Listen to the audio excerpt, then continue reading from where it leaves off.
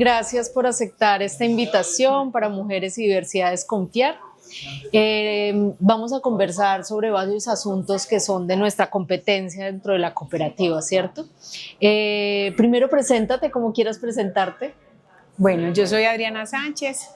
Mi rol en Confiar es entrenar a las personas que quieren ahorrar. Es una labor que me encanta, de veras que sí, he aprendido muchísimo. Bueno, y la idea es ponerla en esta conversación también, ¿cierto? Esa experiencia, compartir pues lo que hemos vivido para que otras mujeres también se favorezcan. Maravilloso. Justamente el ahorro y los gastos se mueven mucho en un mes como diciembre, que es un mes de festividades, es un mes de muchos gastos, es un mes de alegrías y casi que proporcionar las alegrías es para mucha gente los mismos gastos, ¿cierto? En tu experiencia, ¿qué pasa ahí? ¿Cómo ves esa relación entre economía, festividades decembrinas y mujeres? Mira, bueno, relacionándolo el ahorro con la mujer, pues el ahorro es algo que las mujeres traen, ¿sí? Se ha heredado de generación en generación porque básicamente las mujeres son las que perciben la necesidad en el hogar o quedan con los hijitos y les ha tocado asumir toda esa responsabilidad.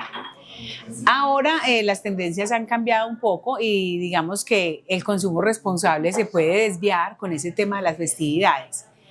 ¿Cómo lo vivimos nosotros o lo percibimos? Por lo general se empieza en enero el ahorro y en diciembre morimos, porque el cerebro literal se vuelve mafioso. Entonces es el gasto, es esa emoción, el espíritu navideño, la euforia y la vida social. Además que las tradiciones también vienen cargadas de gasto, sea el ágape, la cena, el regalo, la lista pues, de esas personas a las que le queremos dar un detalle. Normalmente se planea estos gastos de diciembre, es lo que vemos pues en el común denominador de las mujeres, que a pesar de que digamos tenemos tanta oferta, tenemos tantos productos que nos generan placer, nos pueden beneficiar y satisfacer algunas necesidades, hay todavía control. Pudiéramos ser más organizadas, pero todavía se percibe que las mujeres están preparando y planeando su presupuesto. Ahora, hay un asunto y es que dentro del marco de las violencias basadas en género, las violencias económicas no se ven. Ahorita conversábamos tras bambalinas un poco sobre eso, como qué pasa cuando casos como yo asumo los gastos familiares y además asumo las deudas, ¿cierto? Yo como mujer, madre o hermana o tía o abuela incluso, porque también hay muchos casos de abuelas que terminan asumiendo no solo las cargas del trabajo del cuidado, sino también la economía, y esa economía ni siquiera, sino para salvar, comillas, a ciertas personas. ¿Tú cómo lo has percibido en lo que has visto a lo largo del trabajo en la cooperativa? Mira, con el tema digamos, de lo laboral, para las mujeres, uno diría, es mucho más fácil para una mujer conseguir empleo, pero un empleo informal. Vemos que hay momentos en los que es difícil acceder, incluso en el sector financiero, la inclusión financiera. Para las mujeres puede ser más difícil acceder a un crédito que a los hombres, porque los hombres de pronto podrán tener un poco más de libertad financiera, tienen personas que de pronto los puedan acompañar en ese apoyo económico, y hay mujeres de pronto su capacidad no les da porque tienen más obligación y conecta con lo que tú estás diciendo. El sentimiento, desafortunadamente, el sentimiento agobia, el sentimiento te lleva a gastar y lo percibimos en la cooperativa cuando vemos que hay padres, madres que se meten en un crédito para, por decir, el cumpleaños de su hija, de su princesa que va a cumplir 15 años, desafortunadamente no planeamos y nos dimos cuenta que va a cumplir 15 años cuando tiene 14, cuando nos faltan 5 meses para el cumpleaños, la primera comunión, pero más allá de eso es también por decir cómo coartamos acciones de la pareja. Entonces, en ese sentimiento de darle una oportunidad o en la emoción de que vamos a construir pareja, damos más, nos desbordamos. No está mal, pero es como equilibrar eso. Y sabes también, Tefa, cómo lo percibimos, que sí es un asunto muy importante y que quisiera las pensionadas, o sea, toda la vida, porque somos maternales del cuidado y apoyamos entonces al hijo, al sobrino y estamos apagando incendios familiares. Eso, total. Ya desde la apuesta como Adri, ¿cómo vives las Navidades y esa relación con la economía? ¿Qué hago yo? Me gusta el ahorro, planifico pues todo el año, aprendí a ser radical y a decir no a muchas cosas, trato de ser muy objetiva. Y a la persona que le va a dar el regalo es porque realmente yo digo se lo merece y que sea algo importante, no regalar por regalar, como por el que dirán o quedar bien, no. En la casa son regalos como más útiles, más prácticos. Pero bueno eso. sí, lo que yo sí para mí es importante es el tema de la alimentación.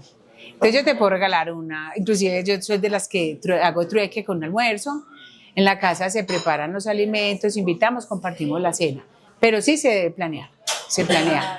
Incluso también algo con respecto a la Navidad, ¿qué regalos también puedo hacer desde las habilidades? Por decir un 24, no, que te voy a cepillar el cabello, o sea, son detalles lindos, prácticos y simples. Sí, y que es un regalo, o sea, porque estás dando algo, ¿cierto? Es una reciprocidad, es un acto recíproco, sí. ¿Cierto? Dar y recibir. Justo ahí va muy de la mano con esta pregunta y es, ¿qué tips darías a las mujeres para que no terminen como la pólvora quemadas, ¿cierto? Quemadas económicamente, explotadas en muchos casos, y qué tips les darías? Mira, ve, el tema de la autoconfianza, y suena pues no sé si muy rebuscado qué, pero necesitamos creer mucho en nosotras. La autoconfianza y de empoderarnos y saber que logramos lo que queremos siempre y cuando estemos seguras de las decisiones que tomamos, porque muchas veces somos muy influenciables. Porque cuando llega ese dinero y lo vuelvo pólvora, o la única magia que sé hacer es desaparecer ese billete de 50.000 y no le hice cuentas. En menos de media hora. Exacto. Y no le hago cuentas porque fueron cosas efímeras, insignificantes, que no me prestaron ningún servicio. Ese sería uno de los tips, darle valor al dinero que me llega. Lo otro es en el tema de la autoconfianza, cómo me estoy proyectando, qué quiero lograr con ese dinero que me llega. Claro que como un propósito. Exacto, el propósito. Ajá. Y el propósito es personal. Eso. Tú decides en qué lo inviertes, pero que no te vaya a dar el guayabo financiero, que eso es lo que no queremos. Que llegue el guayabo financiero, o sea, planificar bien. Incluso, Tefa, cuando hablamos de esos regalos, parte de eso es cómo aprovecho yo el entorno para tener una economía solidaria. Sí, que es que a veces todo se vuelve muy individualista, esta con esta persona, pero no hay un asunto comunitario. No, o el tema de consumir por la apariencia, pero si tengo un círculo, un grupo de amigas, que se mueve también esa red de apoyo, qué habilidades tenemos cada una y potenciamos esa habilidad al servicio de la otra. Claro, sí. Entonces ahí, digamos, se ahorra, contribuimos, incluso nos conocemos. Claro que si me voy a planchar el cabello, pero mi amiga sabe, pues podría ser una opción. O bueno, que si tu amiga es peluquera, pues ir donde ella, ¿cierto? Como ir circulando. Pues yo creo que es de las cosas más prácticas, incluso dentro del lenguaje común. No, ¿cómo te va con el dinero? No, soy pésima. Cada vez que lo reafirmo, más pésima, además que no estoy implementando acciones para mejorar esa debilidad, que finalmente es una oportunidad. Sí, porque también la palabra tiene peso. En sí misma es una acción, pero además genera una realidad. Pero es una oportunidad para mejorar, listo, no me tengo que volver experta en finanzas, pero sí, ¿qué herramientas voy a implementar para cuidar ese recurso? Que es empezar a decir no. La diferencia está en confiar.